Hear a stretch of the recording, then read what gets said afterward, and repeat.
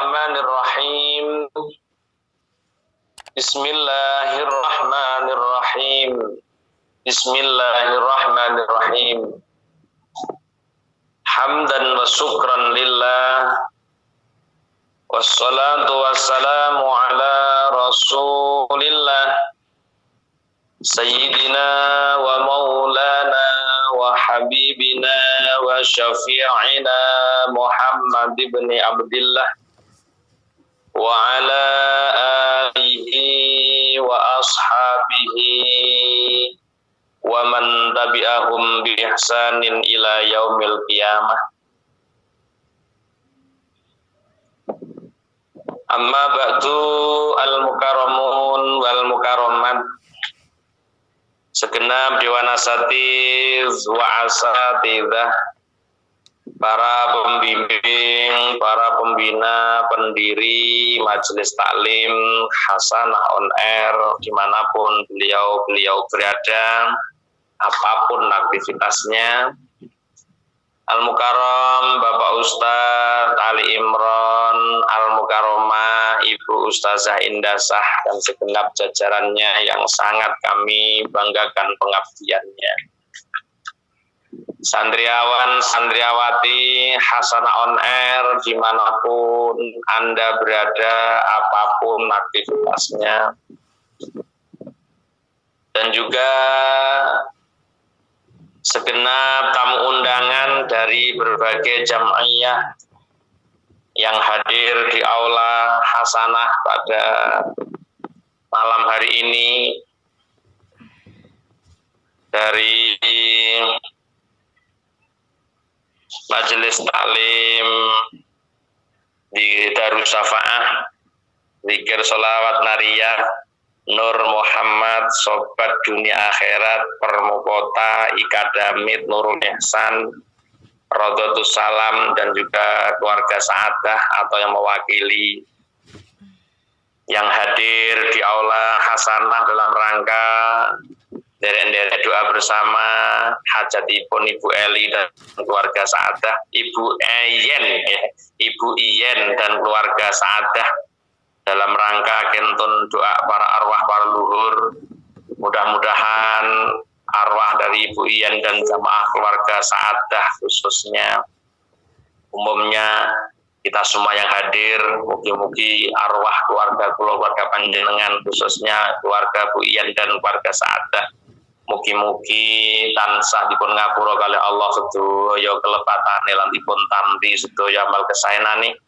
Lan mugi-mugi sedaya dzurriyyahipun dipun dadosaken dzurriyyah ingkang saleh lan salihah, sehingga saged betul-betul maringi syafaat, maringi kawilujengan kagem almarhum al-maghfurullah yang sampun mendahului kita semua dengan kesolehaannya, anak-anak cucunya, Masya Allah, menjadi nikmat yang tersendiri di alam barzahnya.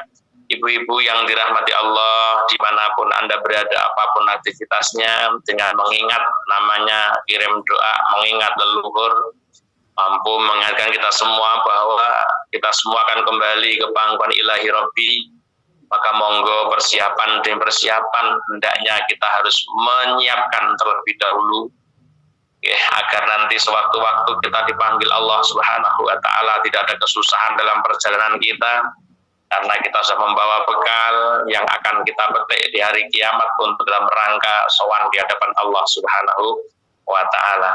Jamaah yang dirahmati Allah, sebagaimana janji saya tadi sore bahwa kita akan melanjutkan tombo hati yang keempat dan yang kelima. Betapa pentingnya tombo hati, betapa pentingnya nalika kula dan sami berbicara tombo hati, bolak-balik tombo hati. Karena di antara beberapa hal yang harus kita lakukan dalam rangka perbaikan hati. Perbaikan ini maknanya yang ngobati hati, dalam rangka menyembuhkan hati. Niku berbagai macam kegiatan yang mungkin kita harus waspadai, mana yang kegiatan ini mampu menggairahkan hati atau mampu menghidupkan hati. Nah, ini yang perlu kita cari. Mana zikiran yang mampu untuk menggerakkan hati untuk zikrullah, mana zikiran wiritan yang mampu untuk menggerakkan hati untuk menjadi pribadi yang lebih baik, maka itu yang harus kita kejar. Karena semakin banyak kegiatan yang bisa kita sadari, mungkin kegiatan yang kita lakukan, kegiatan yang kita sadari justru menjadi penghalang untuk perbaikan hati, maka kita harus selektif betul di dalam melaksanakan berbagai kegiatan. Ya. Maka satu riwayat dari Isa alaihi salatu wassalam dawuhaken ngeten, la tujalisul mauta fatamuta qulubukum. Ini diantara kita menjadikan hati biar waras. Hati waras mesti urip, tapi hati loro suwe-suwe ngerah diobati loro ngenes suwe-suwe mati. Niku hati.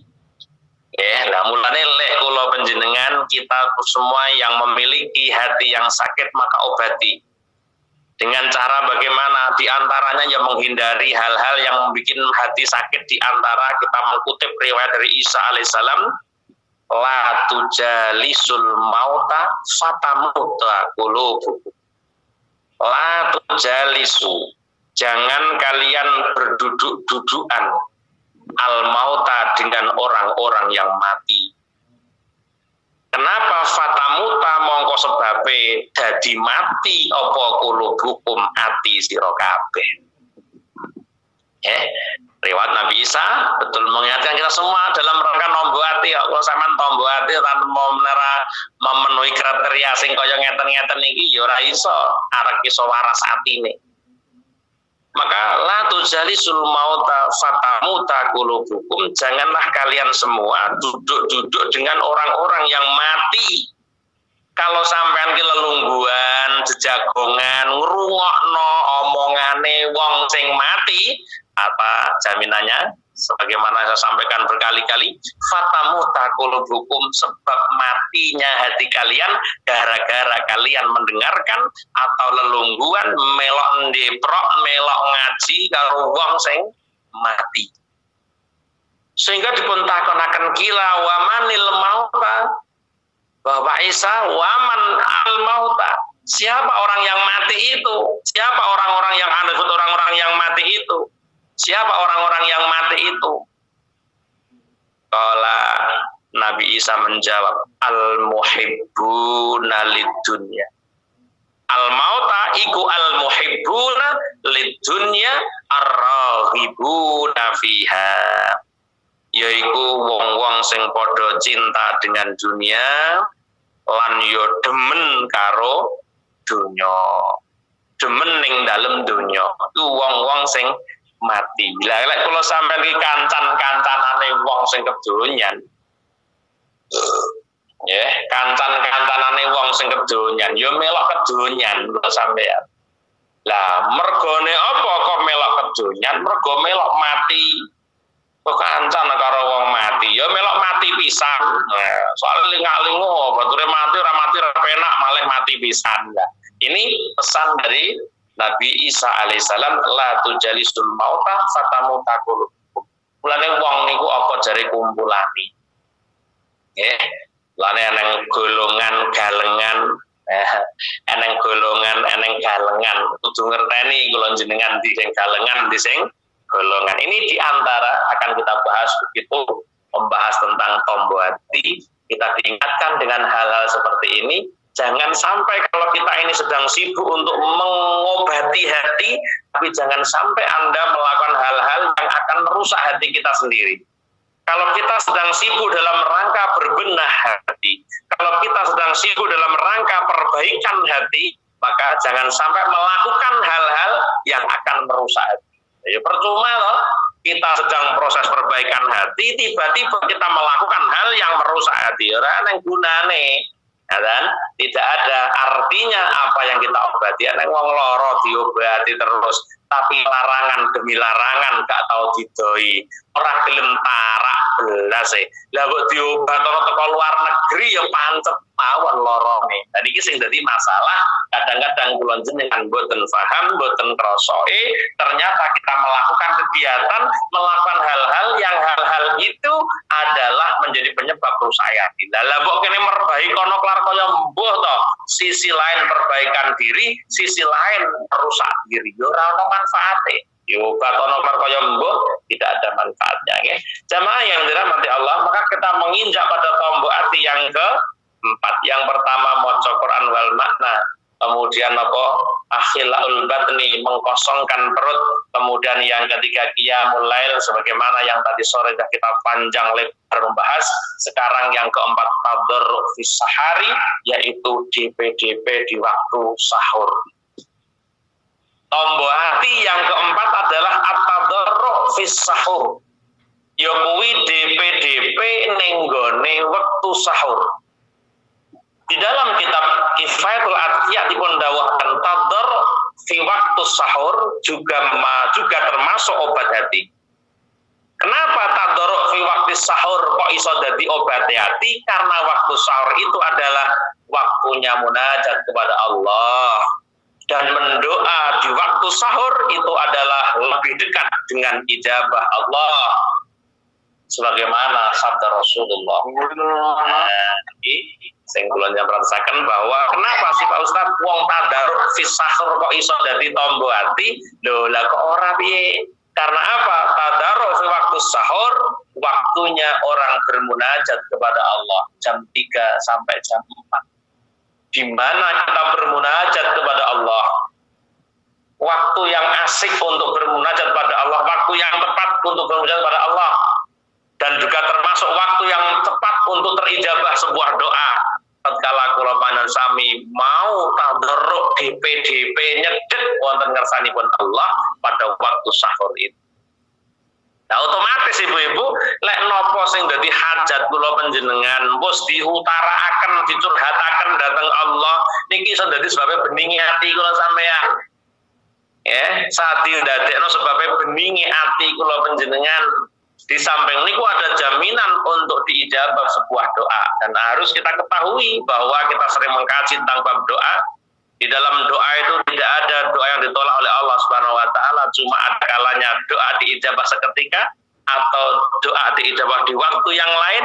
Maka ini tidak ada Allah menolak doa, Allah menjanjikan kok ud'uni astajib lakum. Jadi jangan salah bahwa kita tidak didengar Allah doanya mboten. Setiap orang yang berdoa didengar oleh Allah, cuma kapan Allah mewujudkan keinginan kula panjenengan, ada kalanya fil ma'al, ya. Ada kalanya kita diberi ijabah doa seketika. Hari ini kita doa menjaluk arisan, sesuk modal arisan itu jenenge ajal dipun gigi. Tapi ada yang juga dipun maal, dipun tunda, mbah besok ning akhir teh ngei mboten sebutin ngertos. Tapi yang pasti doa dijabah oleh Allah Subhanahu. Namun para jamaah yang dirahmati Allah, tentunya kapan ada doa dijabah oleh Allah? Tentunya pada waktu sahur, sebagaimana Nabi mengatakan, yang zilu rabbuna tabaraka wa ta'ala kulla lailatin ila sama'id dunya hina yabqa sulusul lail al-akhir. Jadi apa-apa ki ana wektune. Kalau sampean kepengin dongane mandi ana wektune. Sering kula matur donga mandi niku diantarane Bu bainal adzan wal iqamah. Nomor loro di tengah-tengah panjenengan ngrungokne pengajian kados ngeten iki kok ndonga ning Allah sing duwe utang.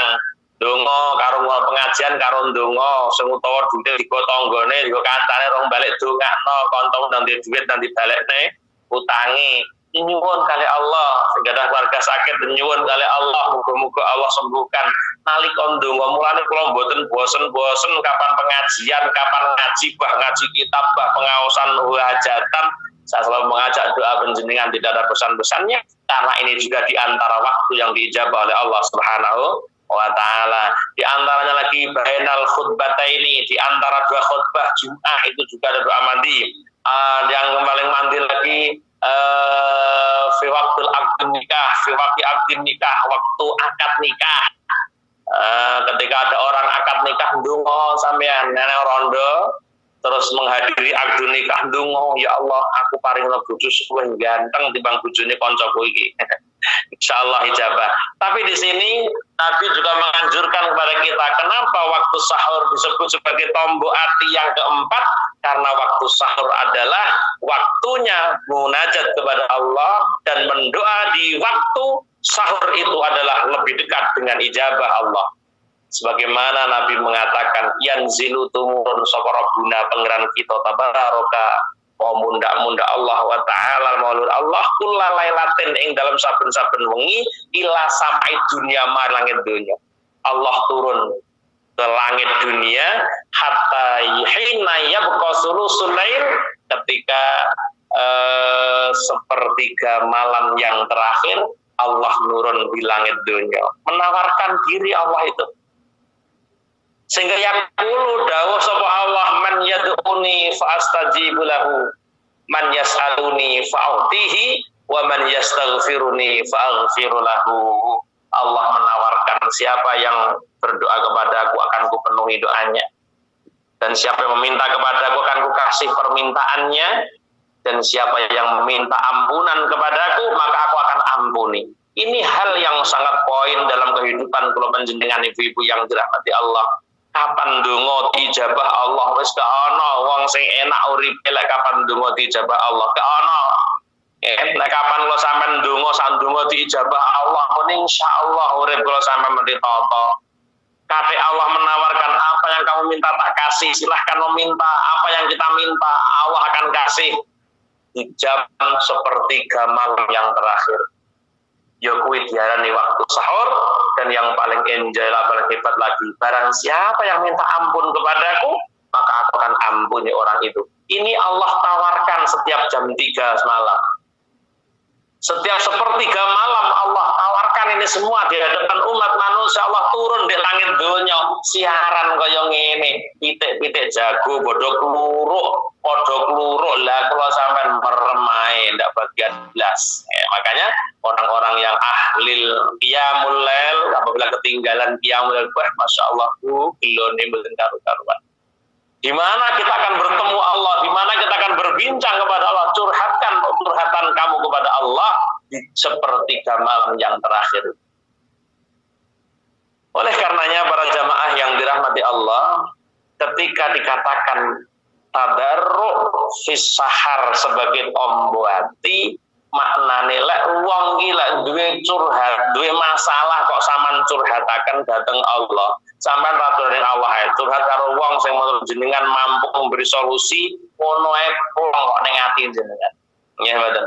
Jenengan iso curhat dengan seseorang yang menurut jenengan orang ini mampu memberikan solusi, padahal ya wallahu alam belum tentu kasih solusi. Tapi ketika jenengan sudah bercurhat kepada orang yang menurut penjenengan bisa memberikan solusi, bisa mendengarkan curhatan jenengan, iku lah wis plong ning ati. Niki secara lahiriah, secara zahiriah kemawon kula jenengan sampai menerima bahwa tadarru fis sahur itu bisa menjadi obatnya hati. Yang terakhir para jamaah yang dirahmati Allah, mujalatus sholihin, yaitu bertemu duduk dengan orang-orang yang saleh. Mujalatus sholihin termasuk obat hati. Bahasanya ngoten niku. Kenapa mujalatus sholihin termasuk obat hati? Dengarkan ini, karena dapat menjadi penyebab untuk mengikuti kepada orang-orang yang soleh tersebut. Lek kula sampean ki kancan-kancanane kok wong soleh iso dadi tombo ati. Ngoten lho. Loh, kenapa Pak Ustadz Anda kumpul wong soleh, hanya berkumpul orang soleh saja, kok ada jaminan kita terobati hatinya? Iya, karena dengan kumpulnya panjenengan kepada orang soleh dapat menjadi penyebab untuk mengikuti kepada orang-orang yang soleh tersebut. Dengan minimal bisa mengikuti haliahnya. Mulane nek eneng wong dene eneng wong wis duwe kancan ustad, duwe kanca soleh, tapi kok ora iso mengikuti kesolehannya orang yang soleh, maka mereka termasuk orang yang dikehendaki Allah rusak. Ya, sering matur, orang itu kalau dikehendaki Allah rusak. berteman dengan orang suhbatus sholihin, tapi kiambai pun dicegah untuk mengikuti orang-orang soleh itu. Nauzubillah min dzalik. Makanya ketika kula jenengan melok wong soleh iso dari tombone ati ya delok-delok jenengan dhewe bagaimana ketika menyikapi ketika berkumpul dengan orang soleh itu. Dan kalau sampean kumpul wong soleh tapi gak mau peduli orang soleh, ala wong arep ngene yo karepe, arep ngono karepe peduli amat. Lah mbok kumpul wong soleh sedina ping 17 yo ora ono tombone ati kan gitu. Nah, menjadi penyebab untuk mengikuti kepada orang-orang soleh tersebut, ini sudah ada perubahan dalam diri kita yang secara spontanitas kita tidak merasakan bahwa kita sedang terobati. Biasane males ngibadah, ini kula awor wong soleh, ini yo malih subhanallah, omongan biasanya miso lho Bu, bareng awor kiai ini yo, astagfirullahaladzim, kayaknya isono kuwi, astagfirullahaladzim, subhanallah, mergo orang soleh itu katut ngoten niku, lah itu udah tidak terasa, uang niki hakikatnya sedang berobat ini, sedang terobati hatinya, uang yang biasanya misah kamu miso. Kok mau terdengar kiai kemudian dia bisa apa?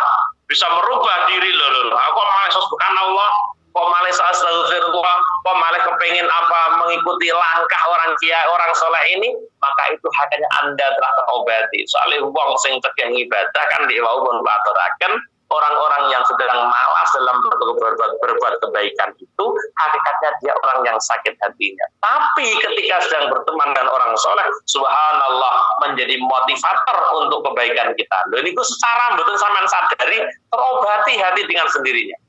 Di antara lagi baik di dalam perbuatan ya maupun perkataan atau hal ihwal mereka dapat kita ikuti mbuh omongan mbuh perbuatane, mbuh haliae. Lho niku mara-mara katut gule sampeyan iki memang berteman karo wong soleh tenanan lho nggih.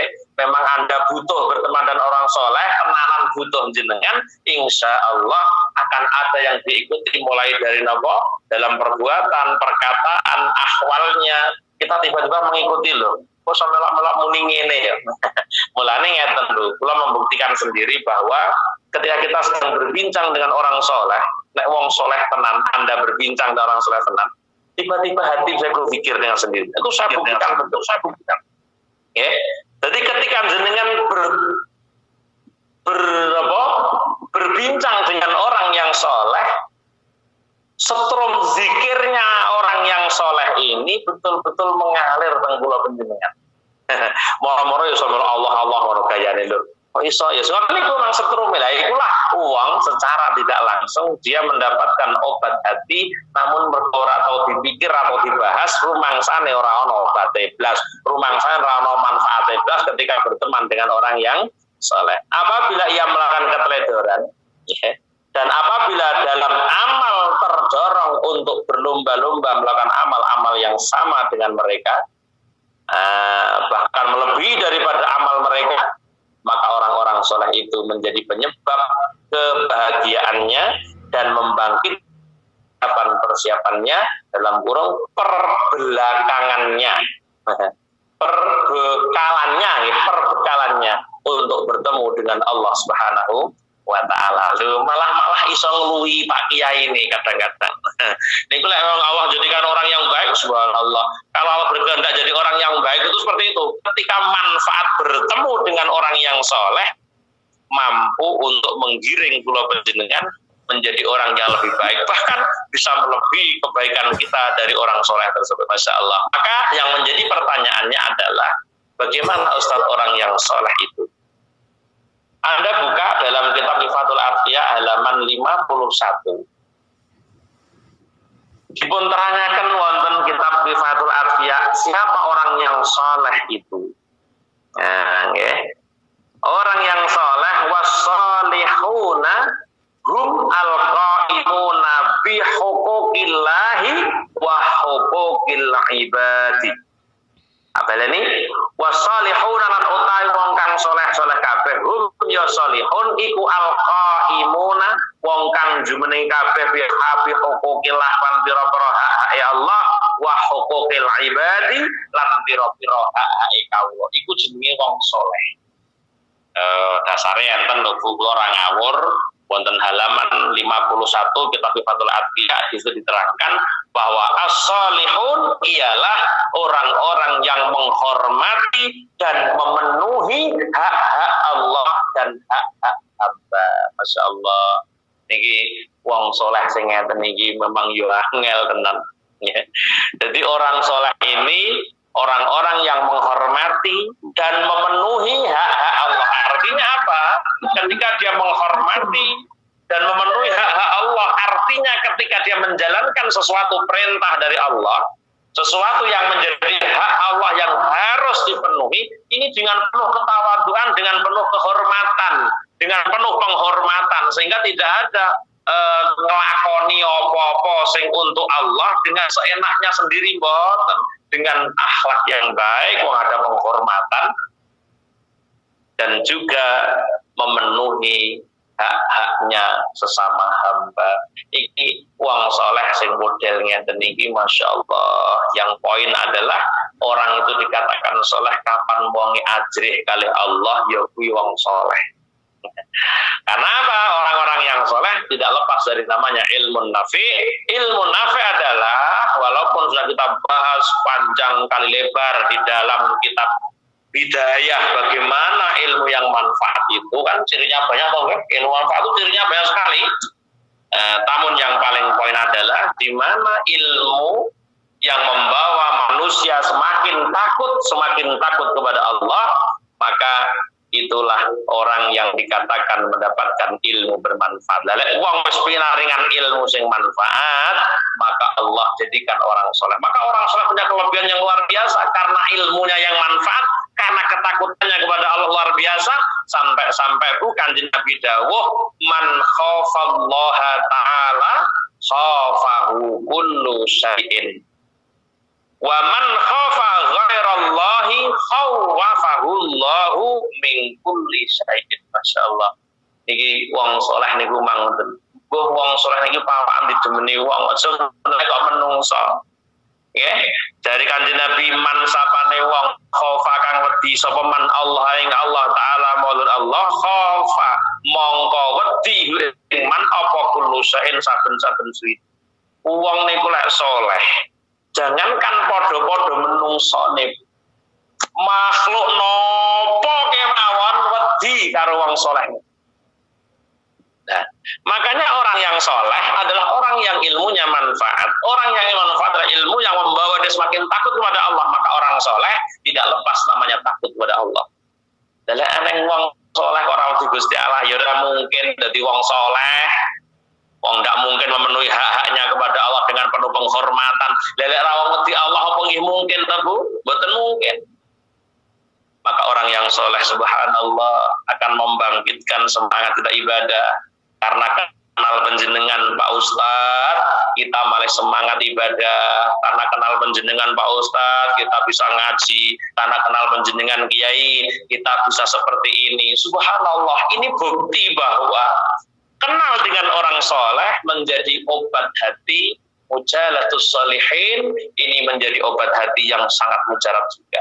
Tanpa kita sadari, uang itu berubah, biyen bakhil, bareng kenal wong soleh nih lho, malih loman, masya Allah. Itu namanya ada dampak, ada manfaat ketika dia berdampingan dengan orang soleh.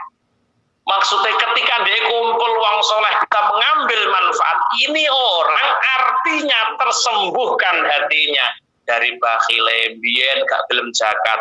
Ya Allah, bareng kenal wong soleh malah gelem zakat. Biyen gak gelem sedekah, bareng kenal wong soleh iso sedekah. Loh, ini tanpa disadari orang ini sedang tersembuhkan hatinya dari penyakit rupane penyakit hati, rupane penyakit bakhil itu tersembuhkan.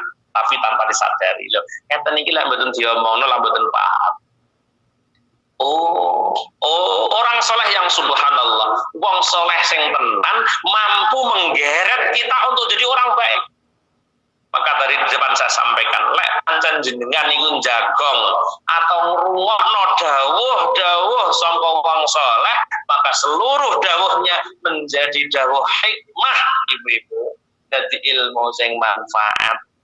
Mulane sampai ning ngajeng tak aturno, kok ana wong jagungan karo wong saleh, katik wong saleh ahli zikir, mbuh kersane Allah niki kula jenenge mara-mara ya melok eling Allah. Mbuh delalahe rekane kok meling. Engko metu ngono ya lali nek karo Gusti Allah. Tanpa kita sadari, ya Allah, ketika kita sedang berdekatan dengan orang soleh ini, Allah memberikan obat untuk hati kita semua. Jamaah yang dirahmati Allah, maka orang soleh, saya mengkategorikan orang yang soleh itu orang yang pasti takut dengan Allah Subhanahu wa Ta'ala. Sehingga man khafallaha ta'ala khafahu kullu syai'in. Wong niku lek memang wedi kalih Allah. Jangankan manusia, makhluk yang lain pun akan takut kepada orang soleh. Tunduk mereka semua. Maka jangan heran ketika ada seorang suami yang soleh digerbeng bojone terus, ya Allah, bojone duwe pitung penyukur. Subhanallah, sabari. Wong soleh niki kan ketara sabari. Nalika sing wedok gremeng niku ya mboten kok bales tok, meneng mawon. Lho, penggawean sing lanang napa lho? Kiai lho ora kudu tumpakane mobil. Oh, kiai biyen nyambut gawe nirna Bu, ya kiai saiki ae wis petita-petiti, wis tumpakane mobil apik ngono. Oh, terus disalami wong akeh kondang ngalim sarengat sing dingerteni mian. Cara ngalim batine wallahu a'lam. Nggih. Lho lek biyen wong wali sampai niki ambek itu penggaweane golek kayu bakar. Subhanallah, Bu, ketika dia mencari kayu bakar di hutan, yang membawa kayu bakarnya dari hutan sampai ke rumah, ini harimau yang bawa. Pun Pak Yai jenengan deleh teng pundak teng geger kula mawon Pak Yai. Kajenge sing kula sing betok, kayu bakarnya biar saya yang bawa. Masya Allah, berjalan berdampingan dengan orang soleh, kayu bakarnya dibawa oleh binatang. Ini menunjukkan wong soleh sing tenanan, harimau yang kita kenal hayawan buas ini tunduk betul dengan orang yang soleh karena ketakutannya kepada Allah. Maka Nabi mengatakan, man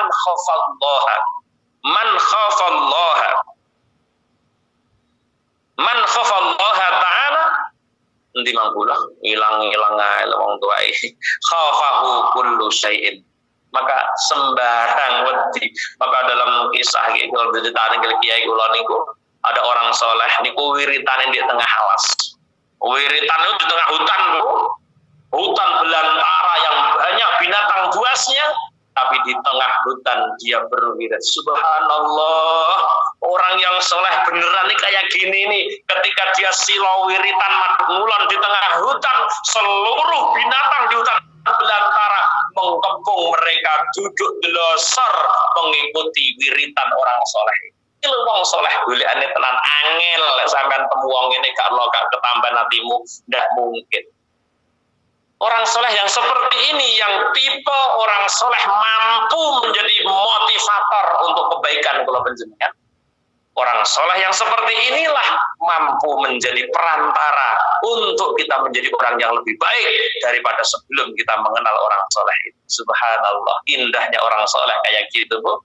Bukan orang soleh dikenal dengan bahasa-bahasa kitabnya, wes heran di sengkosek, wingkosek. Lalu di tengah hutan belantara yang terkenal dengan hayawan buasnya, dia berwirid silo ning tengah alas. Saenenge hayawan ngelumpuk dari sitok, reno-renone hayawan sing biasane gelut ning kono ngelumpuk melok jerum ngupengi wong soleh sedang berwirid di situ. Subhanallah. Dadekno kewan liyane sing mangmane tukaran lho malah gak tukaran. Lah mulane pertanyaane, nalika ana majelis ketekan wong soleh ning jero majelis kok jamaah tukaran. Alah, nyatu ya sing napa? Wong soleh iki ora nang pengaruh. Ora nang pengaruh nggih, Bu nggih. Kaya kula meneh mlebu majelis jenengan ngoten iki, mlebu ning hasanah. Lah ning hasanah kok umek kae berarti ya ada motivator sama dulu. Hewan hayawan sing kaya ngoten ae, musuhan sing bebuyutan mawon, tatkala ada orang soleh di tengah-tengah mereka, kabeh rukun, kabeh boten delosor, mengupengi, melindungi orang yang berada di tengah hutan ini. Subhanallah. Ini yang dikatakan Rasulullah. Barang siapa yang takut kepada Allah, maka Allah akan memberikan Apakah khafahu kullu syai'in, Allah takutkan segala sesuatu kepadanya. Akan tetapi sebaliknya, waman khafa ghairallahi, dan barang siapa yang takut bukan kepada Allah tapi takut pada selain Allah, khawafahullahu min kulli syai'in, maka Allah akan takutkan orang itu dari segala sesuatu. Kebalikannya, mafhum mukhalafahe, la eneng wong gak wedi karo Allah, maka Allah akan takutkan dia dengan segala sesuatu. Arep rono wedi, arep melangkah wedi, arep melayu wedi, arep rono wedi, karo sapa wedi. Oh, ini orang yang tidak takut pada Allah. Nah, seperti itu. Allah takutkan dia dengan segala sesuatu. Wadine karo Allah niku zahiran wa batinan, kata Rasulullah, Allah takutkan segala sesuatu kepadanya, tapi ketika dia takutnya kepada selain Allah, maka akan Allah takutkan dia dengan segala sesuatu. Oh, wabawati, Masya Allah. Inilah orang soleh, yang ketika kehadirannya orang soleh mampu untuk merubah sistem kehidupan kula panjenengan dari keburukan menjadi baik. Beda banget tuh sampai cek mawon, nah nggih sampai cek mawon awake dhewe mawon. Sadurunge kenal wong soleh karo wis kenal wong soleh niku piye ngoten niku kira-kira lah ya wis padha bedakne mestine niku ya. Ya Allah, biyen ning Kormo sarang kenal wong soleh ra kenal ustaz.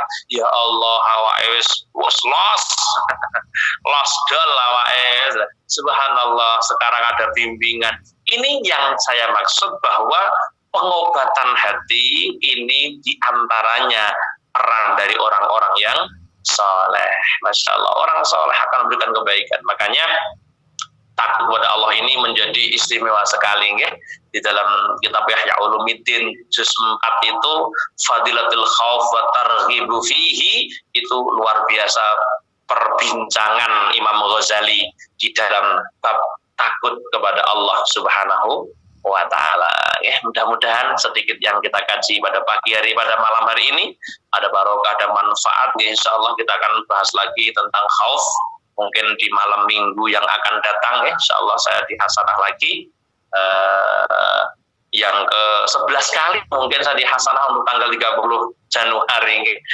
Insya Allah kita akan lanjutkan ini tentang khauf, ya, tentang pedih kepada Allah, sampai ketika ada khauf dan rojak seiring sejalan, tapi khauf tetap harus mengalahkan daripada rojaknya. Loh, Imam Ghazali bahasanya ngeten iki. So kita bahas panjang lebar nggih. Jadi tidak nyaman-nyaman, jadi orang itu tidak nyaman-nyaman. Ternyata kalau kita bahas Imam Ghazali wes ning kitab Ihya itu luar biasa penuh, pokoknya mulane sampai didhawuhno lek neng wong ora tau ngaji kitab Ihya berarti wong iki kan duwe isin. Masalah, maka kita sedikit-sedikit saya mengutip dari kitab Ihya untuk kita kaji bersama ya. Muga-muga ora katutan wong sing ora duwe izin. Maka saya sampaikan betul ibu-ibu yang dirahmati Allah, guru saya almarhum Al-Maghfurah Kiai Mudzaffar itu sangat peduli dengan saya. Ya, saya ceritakan, saya peduli dengan saya. Bukti kepedulian beliau di Pondok Mambaluda itu mengkaji kitab Ihya biasanya 8 tahun sekali. Karena saya mondok dalam waktu yang singkat itu tidak ada Ihya, tidak benar. Ya, saya harus ngaji Ihya. Niku peduli deh guru kula, sehingga Ihya katam 2 tahun diulangi Ihya lagi. Itu sesuatu yang baru dalam sejarah Pondok Mambaluda. Boten nate ngaji Ihya yaitu 2 tahun dikaji kembali, boten tahu. Biasanya Ihya niku 8 tahun sekali, 6 tahun sekali minimal nembe ngaji Ihya malih lho. Dong wayah kula mergo kula dereng menangi kitab Ihya pada waktu itu, ya Allah 2 tahun khatam langsung dimulai kitab Ihya malih. Masya Allah. Dan saya betul-betul sampai khatam ngaji kitab Ihya ini. Ternyata bareng kula khatam Ihya kok ana dawuh, ana santri kok urung tau ngaji kitab Ihya kuwi ra duwe isin jarene. Masya Allah. Makanya luar biasa pesantren-pesantren itu kalau khataman Ihya mesti geden-geden, Bu. Karena apa? Betapa besar barokah dari kitab Ihya yang disampaikan Imam Ghazali yang seperti ini, jelimetnya luar biasa. Ya, mudah-mudahan di malam minggu yang datang semua paringan sehat, sakit hadir lagi di Allah hasanah. Kita akan membahas tentang bagaimana khauf dan harus dimenangkan khauf walaupun dawuh lintu antara khauf dan rojak seiring sejalan, tapi menurut hadis wonten kitab Ihya niki ternyata mboten. Khauf harus lebih daripada rojaknya. Mudah-mudahan sedikit yang kita kaji pada malam hari ini berkah manfaat khususnya untuk sahibul hajah.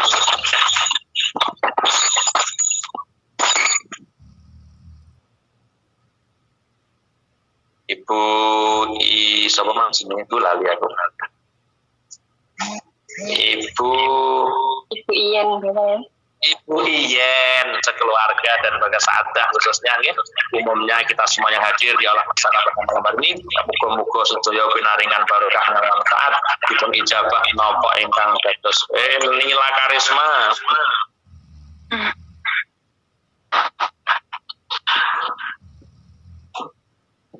Nggih diijabah kali Allah ingkang dados hajat panjenengan nggih hajat dunya dan akhirat amin ya rabbal alamin. Allahumma fatihah. A'udzu billahi minasyaitonir rajim. Bismillahirrahmanirrahim. Alhamdulillahi rabbil alamin. Arrahmanir rahim. Maliki yaumiddin. إياك نعبد وإياك نستعين اهدنا الصراط المستقيم صراط الذين أنعمت عليهم غير المغضوب عليهم ولا الضالين آمين.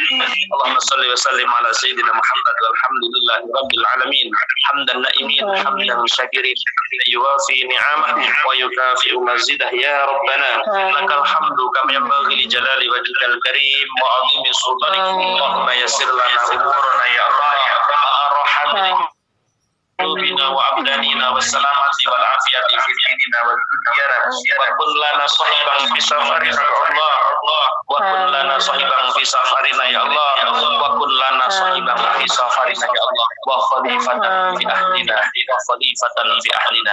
اللهم إنا نسألك إيمانا دائما وقلبا خاشعا ولسانا ذاكرا وباطنا على البلاء صابرا وولدا صالحا يا الله وولدا صالحا وصالحا وعلما نافعا أمالا مقبولا ورزقا حلالا طيبا مباركا وعمرا طويلا بحسن الخاتمة. ربنا آتنا في الدنيا حسنة وفي الآخرة حسنة إن عذاب النار. سبحان ربك رب العزة عما يصفون وسلام على المرسلين والحمد لله رب العالمين. Ikut hajatina wa hajataku biar warga sa'adah hasanah akhirat lahir fatihah. A'udzubillahi minasyaitonir rajim. Bismillahirrahmanirrahim. Alhamdulillahi rabbil alamin arrahmanir rahim maliki yaumiddin. Iyyaka na'budu wa iyyaka nasta'in ihdinas siratal mustaqim siratal ladzina an'amta 'alaihim ghairil maghdubi 'alaihim waladdallin. Amin. Pekaten lan semanten ngapunten kalau ganggu nggih. Ngapunten rasa kelepatan akhir kalam Allahul muwaffiq ila aqwamit thoriq. Wa lakum minkum. Assalamualaikum warahmatullahi wabarakatuh.